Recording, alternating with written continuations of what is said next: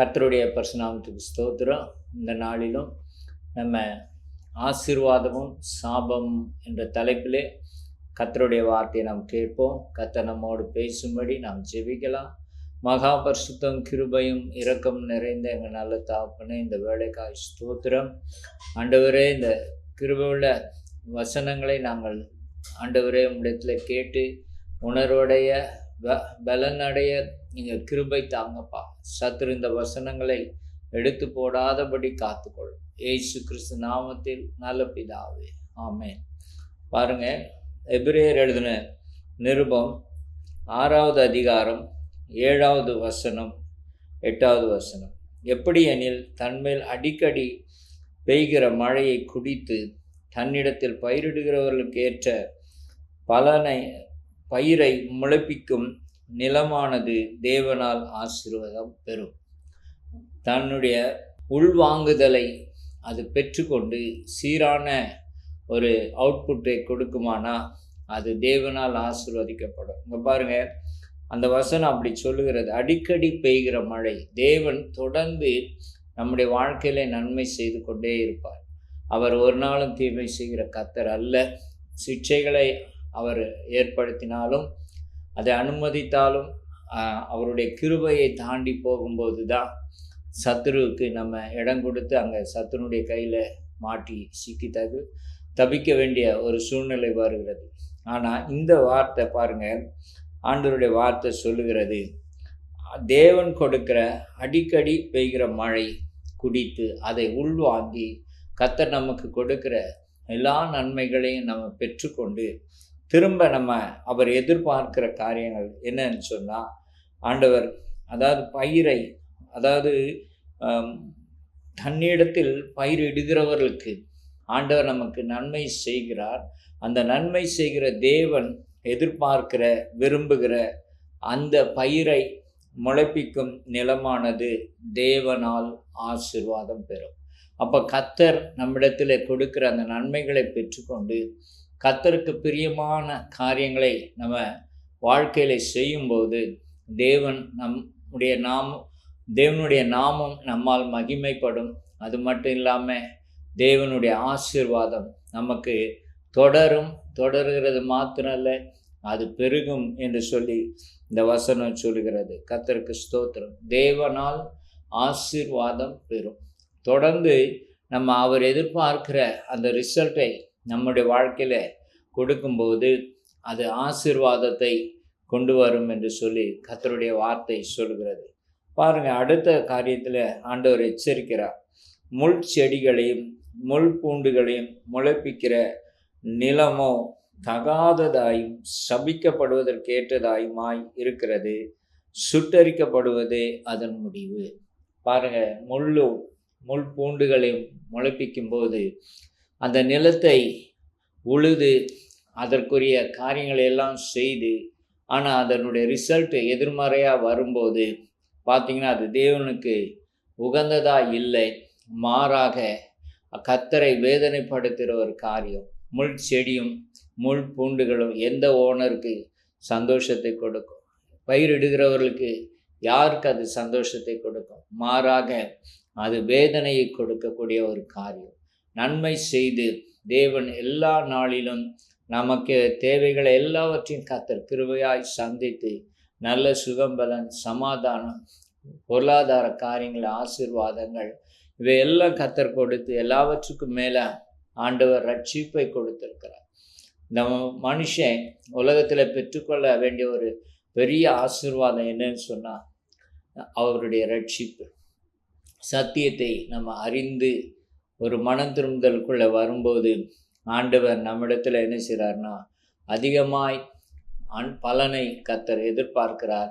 ஏனென்றால் ரட்சிக்கப்பட்ட பிறகு கர்த்தர் நமக்கு அதிகமான நன்மைகளை நம்முடைய வாழ்க்கையிலே அவர் செய்கிறார். தேவனுக்கு ஸ்தோத்திரம். அப்போது அந்த பயிரிடுகிறவன் எதிர்பார்க்கிற அந்த பலனை கொடுக்கிற அந்த நிலம், அப்படிப்பட்ட ஒரு வாழ்க்கை நம்முடைய வாழ்க்கையாக இருக்குமானால் அது தேவனால் ஆசீர்வாதம் பெறும். தொடர்ந்து ஆசீர்வாதம் இருக்கும். அந்த ஆசீர்வாதமானது பெருகும் என்று சொல்லி கர்த்தருடைய வார்த்தை சொல்லுகிறது. ஆனால் எதிர்மறையான விளைவுகளை கொடுக்கிற அந்த நிலம் மனுஷனுடைய வாழ்க்கையானது தேவனை வேதனைப்படுத்துமானால், அவர் நமக்காக பாடுபட்டு இரத்தம் சிந்தி தம்முடைய பரிசுத்த சரீரத்தை கிழிக்க கொடுத்து கடைசி சொட்டு ரத்தம் சிந்தி நம்மை மீட்டெடுத்த அந்த அன்பையெல்லாம் நம்ம மறந்துட்டு வேதனையை அவருக்கு கொடுப்போமானா, நம்முடைய வாழ்க்கை எதிர்மறையான ஒரு பலனை அவருக்கு திருப்பி கொடுக்கும்போது ஆண்டவர் அதை என்ன செய்கிறார் சொன்னால், கடைசியில் அதை சபிக்கிறார், அதை சுட்டெரிக்கிறார். தேவனுக்கு ஸ்தோத்திரம். அதை அழித்து போடுகிறார். தகாததாய் அந்த நிலம் போய்விடுகிறது. அந்த மனுஷியுடைய வாழ்க்கை போய்விடுகிறது. இன்றைக்கு அநேகர் சத்தியத்தை அறிந்து கொண்டும் சத்தியத்தை நிலைநிற்காம சுயநீதிக்கும் சில ஆவிக்குரிய பெருமைக்கும் பாரம்பரிய காரியங்களுக்கும் அவங்க தங்களை ஒப்பு கொடுத்து அங்கே என்ன செய்கிறாங்கன்னா, முள் செடிகளையும் முள் பூண்டுகளையும் முளைப்பிக்கிறாங்க. அவங்களுடைய வாழ்க்கையிலேருந்து ஒரு கனியற்ற வேதனை தரக்கூடிய கசப்பான காரியங்களை அவர்கள் வெளிப்படுத்தும் போது ஆண்டவரால் அதை தாங்கிக் கொள்ள முடியல. ஆண்டவர் என்ன செய்கிறார்னா, ஆண்டவர் சபிக்கிறார். அது மட்டும் இல்லாமல் அந்த நிலம் கெட்டு பாழா போனதுனால அது சுட்டெரிக்கிறார். மற்ற அந்த முள் பூண்டுகளையும் முள் செடிகளையும் அவர் சுட்டெரித்துட்டார்னா அதை மறுபடியும் சீர்படுத்தி அவர் என்ன செய்யலாம், வேற ஒரு காரியத்தை செய்யலாம். தேவனுக்கு ஸ்தோத்திரம் உண்டாகட்டும். இல்லைன்னா அதை அப்படியே போட்டு விடுவாங்க. கர்த்தர் நல்லவராக இருக்கிறார். பாருங்கள், இப்படி சுட்டெரிக்கிறதுனால அது அதோடு கூட போகாது, மற்றவர்களுக்கும் அது பிரச்சனையை கொடுக்கக்கூடியதாய் அது அமைந்து விடும். பஞ்சாப் தேசத்தில் ஹரியானா மாநிலத்தில் பார்த்திங்கன்னா, அந்த நெல் பயிரெல்லாம் பயிரிட்டு முடித்த பிறகு அறுத்த பிறகு மிச்சம் உள்ள அந்த காரியங்களை அவங்க எரித்து போடும்போது அதுலேருந்து புறப்படுகிற அந்த கார்பன் டை ஆக்சைடு பார்த்திங்கன்னா டெல்லியில் இருக்கிற மக்களை பாதிக்கிறது. இப்படியாகத்தான் அந்த சுட்டரிக்கப்படுகிறதுனால அது அதோடு போகாமல் அது மற்றவர்களுக்கும் கஷ்டத்தை கொடுக்கக்கூடியதாக அந்த நிலம் அதிலிருந்து விளைகிற முள் செடி முள் பூண்டுகள் கொண்டு வருகிற பலனாக இருக்கிறது. ஆகவே தான் தேவன் அதை சபிக்கிறார், அதை முற்றிலுமாக அழித்து போடுகிறார். கர்த்தருக்கு ஸ்தோத்திரம் உண்டாற்றும். இன்றைக்கி எத்தனையோ மக்கள் பார்த்திங்கன்னா சத்தியத்தை அறிந்தும் இயேசு கிறிஸ்துவை விசுவாசித்தோம், எதற்காக அவர் இந்த பூமிக்கு வந்தார், என்ன செய்தார், என்ன செய்ய சொல்லிட்டு போனார் என்பதெல்லாம் அவங்களுடைய மனசில் கொள்ளாமல் தங்களுக்கு என்று சொல்லி ஒரு காரியத்தை அவங்க நியமித்து கொண்டு அந்த காரியத்தை நோக்கி அவர்கள் செயல்படுகிறாங்க. விசேஷமாக சொல்லப்போனால் ஆண்டவர் இந்த பூமியில் வந்தது எல்லா மனுஷனையும் ரட்சிக்கணும்னு சொல்லி தான். அந்த ரட்சிப்பின் மகிமையை ஆண்டவர் வெளிப்படுத்தினார். அவர் பாடுபட்டு ஆண்டவர் நமக்கு இந்த ரட்சிப்பை கொடுத்தார். நமக்கு மட்டும் இல்லை, எல்லாருக்கும் அந்த ரட்சிப்பை கொடுக்க வேண்டும் என்று சொல்லி ஆண்டவர் விரும்பி தான் நம்முடைய வாழ்க்கையில் வசனமாகிய விதையை விதைக்கிறார். கர்த்தருக்கு ஸ்தோத்திரம். அதிலே சில நல்ல பலன்களை கொடுக்குறாங்க. கர்த்தருடைய நாமம் மகிமைப்படுகிறது. சிலர் எதிர்மறையான காரியங்களை வெளிப்படுத்தும் போது அவங்களுக்கும் இயேசு கிறிஸ்துக்கும் சம்பந்தமே இல்லாத ஒரு வாழ்க்கை வாழ்கிறாங்க. அது மட்டும் இல்லை, அந்த ஆத்தும ஆதாயம் என்ற அந்த குறிக்கோளை விட்டுறாங்க. தேவனுக்கு மகிமை கொண்டு வர வேண்டும் நம்முடைய வாழ்க்கை. அடுத்தது ஆத்துமாக்களை ஆதாயப்படுத்தணும். அழிந்து கொண்டிருக்க இந்த ஆத்துமாக்களுக்கு சுவிசேஷம் சொல்லணும், ஜெபிக்கணும், அவங்களுக்காக பிரயாசப்படணும். இந்த காரியத்தெல்லாம் விட்டுட்டு உலக பிரகாரமான கனத்தையும் மகிமையும் தேடிக்கொண்டு போகிறாங்க. எல்லாம் அழிந்து போகிற காரியங்களை அநேகர் இன்றைக்கி தேடி ஓடிக்கொண்டிருக்கிறாங்க. கர்த்தருக்கு ஸ்தோத்திரம். ஒரு சிலர் பணம் பதவி இதை தேடிட்டு போகிறாங்க. இன்னும் சிலர் பட்டத்தை தேடி போகிறாங்க. கர்த்தருக்கு ஸ்தோத்திரம். ஆனால் ஆண்டவர் வைத்த முக்கியமான ஒரு காரியத்தை அவர்கள் விட்டு விடுகிறார்கள். தேவனுக்கு ஸ்தோத்திரம். பட்டமும் பதவியும் நமக்கு கர்த்தர் கொடுப்பார். கர்த்தருக்கு ஸ்தோத்திரம். அதை பெற்றுக்கொள்வது நல்லது தான். ஆனால் அவைகளை வைத்து நம்ம என்ன செய்கிறோம் என்பது தான் மிக மிக முக்கியமான ஒரு காரியமாக இருக்கிறது. கிறிஸ்துவ வாழ்க்கையே தேவனுக்கு மகிமை செலுத்துவதும் அவருக்கு சாட்சியாய் வாழ்வதும் ஆத்துமாக்களை ஆதாயப்படுத்துவதும் தான். இந்த காரியத்துக்கு தான் ஆண்டவர் நம்முடைய வாழ்க்கையிலே நம்மை தெரிந்து கொண்டு அவருடைய இரத்தத்தினால் கழுவி ஞானஸ்தானம் என்ற பிள்ளைகள் என்ற ஸ்தானத்தை கொடுக்கிறார். அபிஷேகம் பண்ணி ஊழியர்கள் என்று சொல்லி ஆண்டவர் நம்மை ஏற்படுத்துகிறார். அந்த புதிய ஏற்பாட்டு சபையில் எல்லாருமே கிறிஸ்துவுக்கு ஊழியர்களாக இருக்க வேண்டும், ஊழியம் செய்ய வேண்டும் என்று சொல்லி வேத வசனம் சொல்லுகிறது. ஆகவே அந்த காரியங்களெல்லாம் நம்ம பெற்றுக்கொண்டு நாம் மாத்திரம் ஆசீர்வாதமாக இருக்கணும், அந்த நன்மையை பெற்றுக்கொள்ளணும்னு நம்ம நினைத்தோன்னா அது பார்த்திங்கன்னா அது சரியில்லை, தேவனுடைய பார்வையிலே சரியில்லை. அது பயிரிடுகிறவருக்கு ஏற்ற பலனை கொடுக்குமானால் அது ஆசீர்வாதம் பெறும் என்று சொல்லி வேதம் சொல்லுகிறது. கர்த்தருக்கு ஸ்தோத்திரம் உண்டாகட்டும். பாருங்கள், ஏன் ஆண்டவர் அந்த முள் செடிகளையும் முள் பூண்டுகளை எரித்து போடுறாருன்னா, இந்த வேலிக்கத்தான் சொல்லுவாங்க, இல்லைன்னா கர்வாலி மரம் சொல்லுவாங்க. இந்த முள் மரங்கள் ஒரு பூமியில் வளருமானா அதை என்ன செய்யுமா, அந்த வேர் உள்ளுக்குள்ளே போய் அந்த நிலத்தினுடைய நீரை கசப்பாக்கி விடும். அது மற்ற பயிர்கள் விளையக்கூடாதபடி அந்த நிலத்தை கெடுத்து போடுமா. அது மட்டும் இல்லாமல் மழை வராதபடிக்கு அது தடை செய்து போடுமா.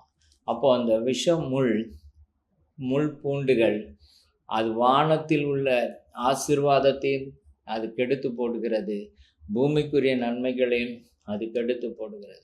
ஆகவே தான் ஆண்டவர் அதை சபிக்கிறார், அதை சுட்டரிக்கிறார். தேவனுக்கு ஸ்தோத்திரம் உண்டாகட்டும். நம்முடைய வாழ்க்கையில் முள் செடி வளரக்கூடாது, முள் புதர்கள் வளரக்கூடாது. ஆண்டவருக்கு ஸ்தோத்திரம். ஏன்னா கர்த்தர் கொடுக்க வேண்டிய நன்மையும் அது தடுத்து விடும். அது மட்டும் இல்லாமல் பூமிக்குள்ளே வேரூன்றி அது கசப்பாய் மாற்றும்போது அந்த நிலம் ஒரு பயன்படாத நிலமாய் அது மாறி போகும். தேவனுக்கு ஸ்தோத்திரம் உண்டாகட்டும்.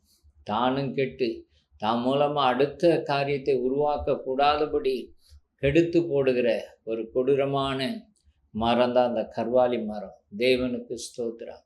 ஆகவே தான் ஆண்டவர் சொல்கிறார், இதை சுட்டரிக்கப்படுவதே முடிவு, முற்றிலும் அழித்து போட்டாதான் இது என்ன செய்யும், வானத்திலிருந்து கர்த்தர் கொடுக்க வேண்டிய நன்மைகளை அவரால் கொடுக்க முடியும். அடுத்தது பூமியிலிருந்து கிடைக்க வேண்டிய அந்த ரிட்டர்ன்ஸ் அதெல்லாம் அது வெளியே வரும். கர்த்தருக்கு ஸ்தோத்திரம் உண்டாகட்டும். அவருக்கு பிரியமான காரியங்களை வெளியே வர வைக்கணும்னா இந்த வகையான செடிகள் இருக்கவே கூடாது. ஆகவே தான் ஆண்டவர் அதை என்ன செய்கிறார்னா அழித்து போடணும்னு முடிவெடுக்கிறார். தேவனுக்கு ஸ்தோத்திரம். நம்முடைய வாழ்க்கையிலும் கூட கர்த்தரிடத்தில் நம் தொடர்பு வைத்து தொடர்ந்து நம்ம நன்மையை பெற்றுக்கொள்ளும்போது தேவனுடைய ஆசீர்வாதம் நம்முடைய வாழ்க்கையில் பெருகும்.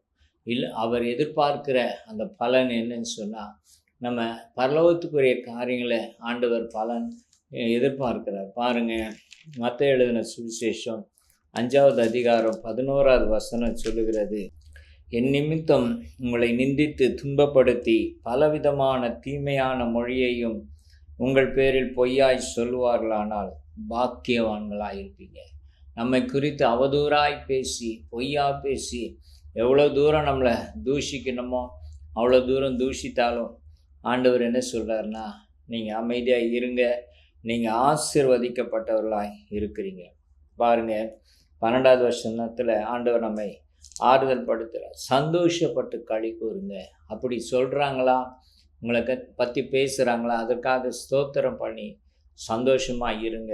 ஆண்டவர் சொல்கிறார், ஏன் உங்கள் பலன் மிகுதியாக இருக்கும். அப்படி நம்ம அந்த தீமைக்கு தீமை எதிர்த்து நிற்காம நம்ம நன்மை செய்வர்களாக இருக்கும்போது நம்முடைய வாழ்க்கையில் ஆண்டவர் என்ன செய்கிறாராம், பலன் மிகுதியாய் கொடுக்கிறார். அல்லேலூயா, கர்த்தருக்கு ஸ்தோத்திரம். தாவீதுடைய வாழ்க்கையிலே சீமையை கொடூரமாக தூஷித்தான்.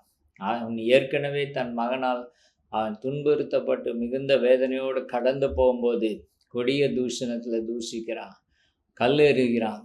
அவன் கூட வருகிற பராக்கிரமசாலிகள் சொல்கிறாங்க, ராஜாவே ஒரு வார்த்தை சொல்லி இவனை கொன்று போடலாம். இல்லை, கர்த்தர் அவனை தூஷிக்கும்படி கட்டளையிட்டிருக்கிறார், என் சிறுமையை பார்த்து தேவன் எனக்கு இறங்குவார் என்று சொல்லி அங்கே சொல்லுகிறார். கர்த்தருக்கு ஸ்தோத்திரம்.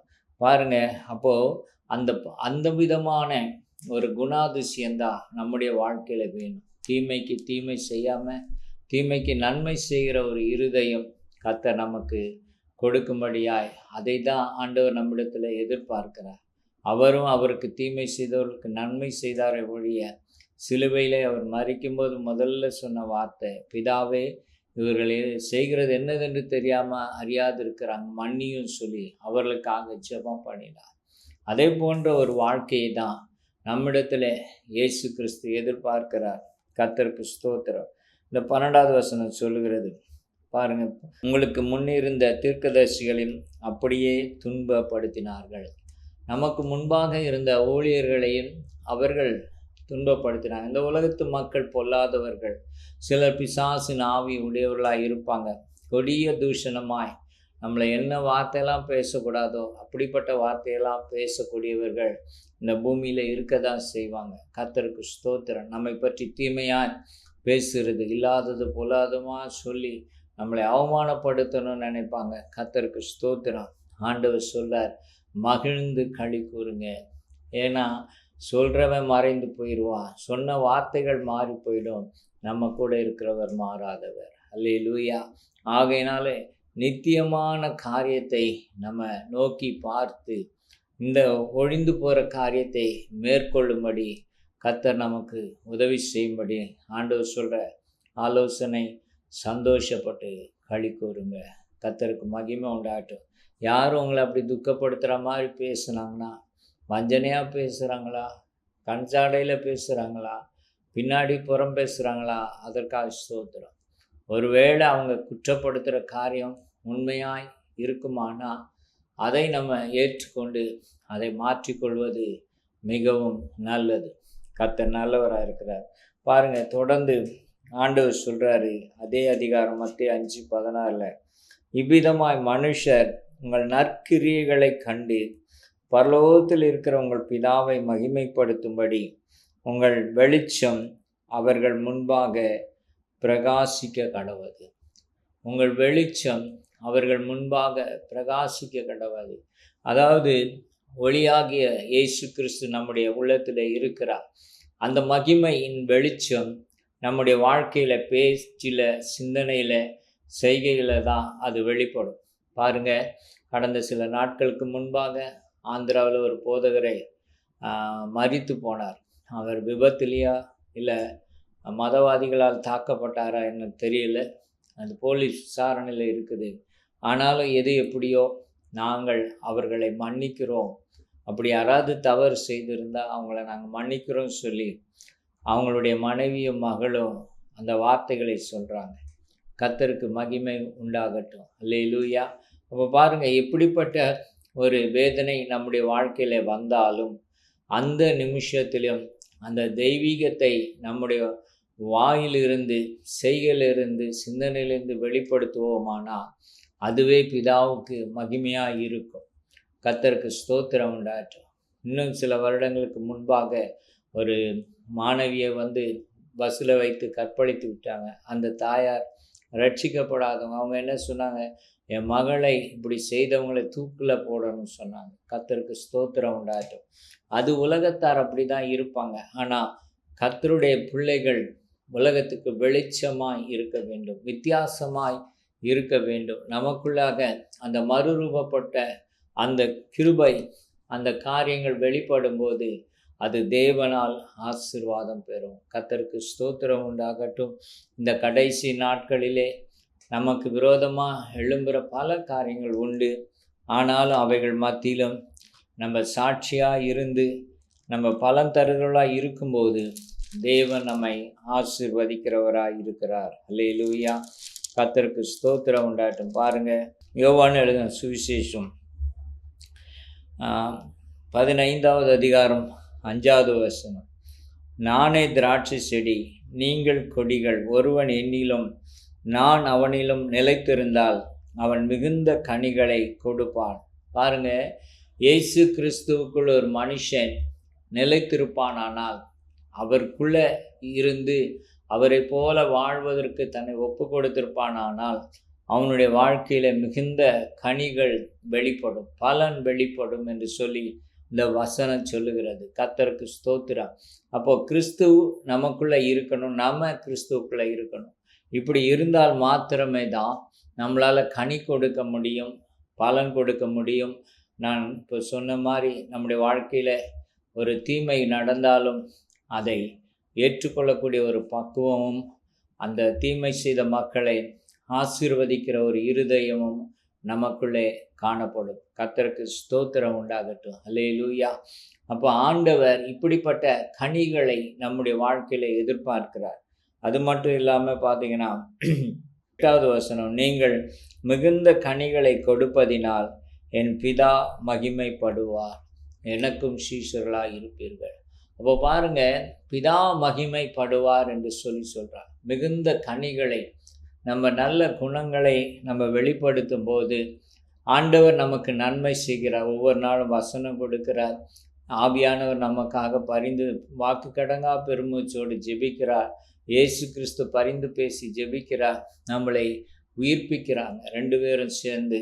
அது மட்டும் இல்லாமல் வசனத்தின் மூலமாய் நம்மளை உற்சாகப்படுத்துகிறார்.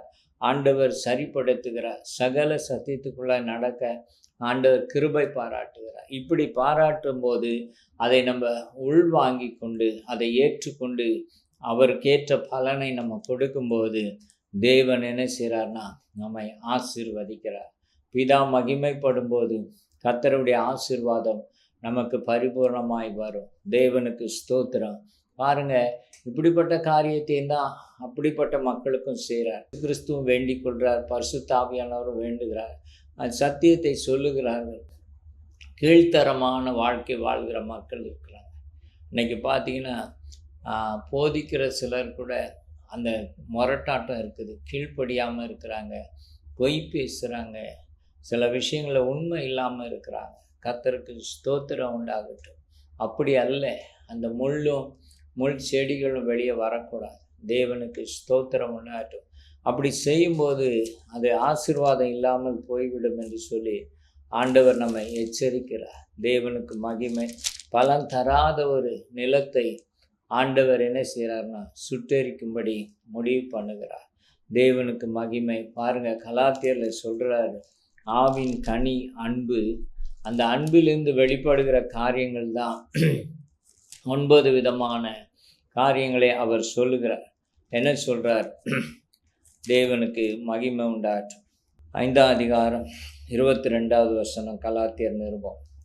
ஆவின் கனியோ அன்பு. அந்த அன்பு என்ற அந்த கனிக்குள்ள பல விசேஷமான காரியங்கள் இருக்குது. எப்படி ஆரஞ்சு பழத்துக்குள்ள சுளைகள் இருக்குதோ அதே போல் இந்த அனுபவங்கள் அதற்குள்ளே இருக்கும் என்று சொல்லி வசனம் சொல்கிறது. சந்தோஷம் இருக்கும். எவ்வளோதான் தீமை வாழ்க்கையில் வந்தாலும் மற்றவர்கள் வேதனைப்படுத்தினாலும் ஆண்டவருடைய சந்தோஷம் நமக்குள்ளே அது நிலைத்திருக்கும்.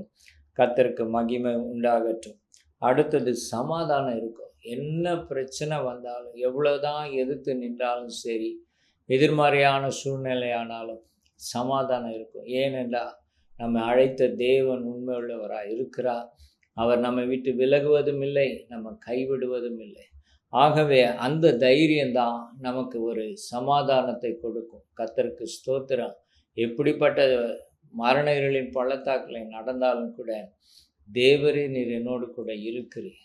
அப்போ ஆண்டவர் நம்முடைய வாழ்க்கையில் எப்பொழுதும் தொடர்ந்து வந்துட்டே இருக்கிறார். அவருடைய கரம் நம்மோடு கூட இருக்கிறதுனால எந்த தீமையும் நம்மை அழிக்காதபடி அதில் இருந்து கர்த்தர் நமக்கு அவைகளையே நமக்கு ஆண்டவர் நன்மையாய் மாற்றி கொடுப்பார். அல்லேலூயா. கர்த்தருக்கு ஸ்தோத்திரம் உண்டாகட்டும். பாருங்கள், நீடிய பொறுமை. நிறைய விஷயங்களில் நம்ம அவசரப்படுறோம், அதனால தான் கோபம் வருது.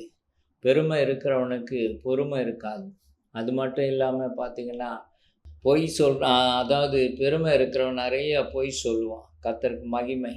அப்போது பொறுமை என்பது தேவன் நமக்கு கொடுக்க வேண்டும். இயேசு கிறிஸ்து வாழ்க்கையில் நீடிய பொறுமை இருந்ததுனால தான், அவர் இருக்கிறதுனால தான் இந்நாள் வரைக்கும் அவர் நமக்காக வெயிட் பண்ணி வராமல் காத்து கொண்டிருக்கிறார். கர்த்தருக்கு ஸ்தோத்திரம் உண்டாகட்டும். அந்த நீடிய பொறுமை நம்முடைய வாழ்க்கையில் இருக்குமானா ஆண்டவர் நம்முடைய வாழ்க்கையில் மகிமைப்படுவார். சண்டை போடாமல், பிறகிட்ட போய் பிரச்சனை பண்ணாமல் நம்ம வேலையை பார்த்துட்டு ஆண்டவரை மகிமைப்படுத்தி கொண்டு போவோமானா கர்த்தர் சொன்னார், நீங்கள் சும்மா இருப்பீர்கள், நான் உங்களுக்காக யுத்தம் பண்ணுவேன் என்று சொல்லியிருக்கிறார். அல்லேலூயா. ஆகவே கர்த்தர் மேல் நம்ம பாரத்தை வைத்துட்டு அவர் பார்வைக்கு நலமானதை செய்யட்டும் என்று சொல்லி ஸ்தோத்திரம் பண்ணி நம்ம கடந்து போகும்போது தேவன் பெரிய காரியங்களை செய்வார். தயவு, மற்றவர்களுக்கு நம்ம தயவு பண்ணணும். ஏதாவது ஒரு பிரச்சனை நம்மளால் அவங்களுக்கு உதவி செய்ய முடியுமானா உதவி செய்யணும். கர்த்தருக்கு ஸ்தோத்திரம் உண்டாகட்டும். அப்போ அந்த தயவு பண்ணும்போது ஆண்டவர் நமக்கு மற்றவருடைய கண்களில் தயவு கிடைக்கும்படி செய்வார். யாராவது ஏதாவது உதவி கேட்டால் அவங்கக்கிட்ட மூஞ்ச காட்டுறது ரொம்ப கஷ்டமான ஒரு காரியம். தேவன் நல்லவராக இருக்கிறார். நம்ம கிறிஸ்தவங்க தானே சொல்லி நம்மகிட்ட இயேசுவினுடைய அன்பு இருக்குதே, நமக்கு உதவி செய்வாங்களேன்னு தானே வராங்க. அவங்கக்கிட்ட போய் நம்ம எரிஞ்சு விழுந்தா அது நல்லா இருக்குமா? கர்த்தர் நல்லவராக இருக்கிறார். ஐயோ, இந்த அம்மாட்ட கேட்டதுக்கு, இந்த ஐயாட்ட கேட்டதுக்கு நான் வேறு யார்ட்டையாவது உதவி கேட்க போயிருக்கலாமேன்னு சொல்லி வேதனையோடு கூட போயிடுவாங்க. அப்படி இருக்கக்கூடாது. கர்த்தர் நல்லவராக இருக்கிறார். பாருங்கள், நல்ல குணம், நற்குணம் சொல்கிறார்.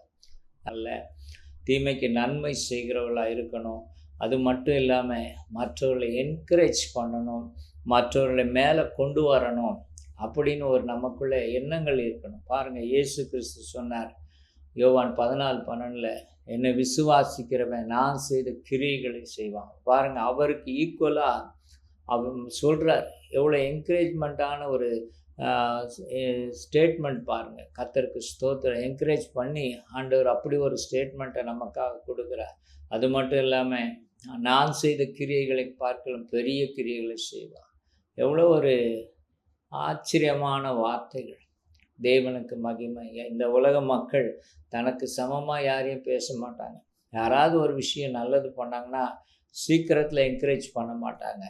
அவங்கள லிஃப்டப் பண்ணி அவங்களுக்குள்ளே இருக்கிற அந்த தாளந்துகளை வைத்து அவங்கள முன்னாடி கொண்டு வரணும் அப்படின்னு நினைக்கிறவங்க ஒரு சிலர் தான். இப்போ பாருங்கள், ஆண்டவர் நமக்குள்ளே சில விஷயங்கள் இருக்குது. நான் உன்னோடு கூட இருந்து செய்வேன், நான் செஞ்சது காட்டிலும் நீ அதிகமாக செய்கிறதுக்கு நான் உதவி செய்வேன்னு சொல்லி ஆண்டவர் நம்மை குறித்து சொல்கிறார். என் பிள்ளை செய்வான். நான் நன்மை செய்ததை காட்டிலும், நான் பிசாசுகளை துரத்துனதை காட்டிலும், நான் சுவிசேஷம் சொன்னதை காட்டிலும், நான் ஜெபித்ததை காட்டிலும் என் பிள்ளை செய்வான். ஆண்டவர் அதை தான் நம்மிடத்தில் எதிர்பார்க்கிறார். கர்த்தருக்கு ஸ்தோத்திரம். நல்ல குணங்கள் தேவனிடத்திலிருந்து நாம் பெற்றுக்கொள்கிற அந்த மழை, அந்த நற்குணமாகிய கிறிஸ்து நமக்குள்ளே வாசமாக இருக்கிறார். அவருக்குள்ளே இருந்த அந்த நல்ல குணங்கள் நம்முடைய வாழ்க்கையில் வெளிப்படணும். கொலோசியர் 2:9 சொல்லுது, தெய்வத்துவமும் மனிதத்துவமும் அவருக்குள்ளே ஒன்றாய் பரிபூர்ணமாய் வாசமாக இருந்துச்சு. அவர் மாம்சத்தில் இருந்தாலும் தெய்வத்துவம் ஃபுல்லாக அவருக்குள்ளே பரிபூர்ணமாக இருந்துச்சு. அப்படி ஒவ்வொரு மனுஷனும் ஒவ்வொரு மனுஷியும் இருக்க வேண்டும். பார்க்குறதுக்கு மனுஷன், ஆனால் தெய்வத்துவம் நமக்குள்ளே இருக்கணும்.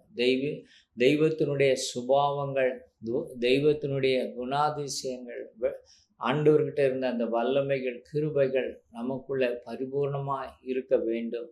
அதைத்தான் ஆண்டவர் எதிர்பார்க்கிறார். அப்போது ஆண்டவர் கொடுக்குற அந்த வசனங்கள், ஆவியானவர் நம்மோடு கூட பேசுகிற அந்த சத்தங்கள், இது எல்லாவற்றையும் நம்ம கேட்டு ஒப்பு கொடுத்து கீழ்ப்படியும் போது அவரை போல நம்மை ஆண்டவர் மாற்றி அமைப்பார். அவருக்குள்ளே இருந்த அந்த தெய்வத்துவம் நமக்குள்ளும் பரிபூர்ணமாய் வாசமாய் இருக்கும். எல்லா சூழ்நிலையிலும் எல்லாருக்காக நம்மளால் ஜெபிக்க முடியும், எல்லாரையும் நம்ம நேசிக்க முடியும்.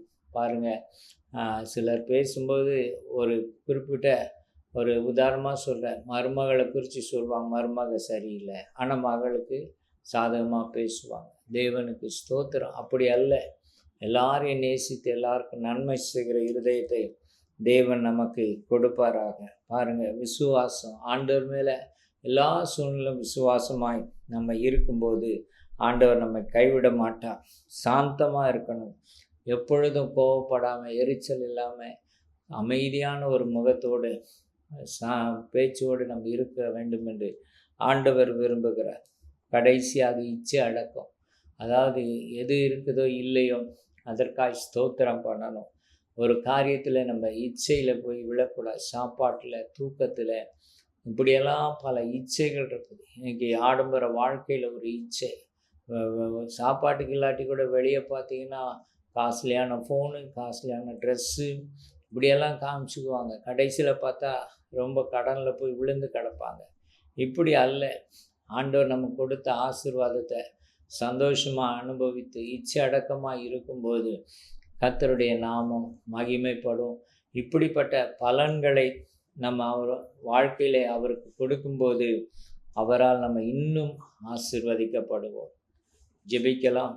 மகா பரிசுத்தமுள்ள எங்கள் நல்ல தகப்பனே, ஒரு ஆசீர்வதிக்கப்பட்ட ஒரு வாழ்க்கை எங்களுடைய வாழ்க்கையாக இருக்க ஆண்டவரே, நீர் எதிர்பார்க்கிற அந்த பலன்கள் எங்கள் வாழ்க்கையிலிருந்து வெளிப்பட, வார்த்தையிலிருந்து சிந்தனையிலிருந்து வெளிப்பட, நாங்கள் மற்றவர்களுக்கு வெளிச்சமாக இருக்க ஆண்டவரே கிருபை பாராட்டுங்கப்பா.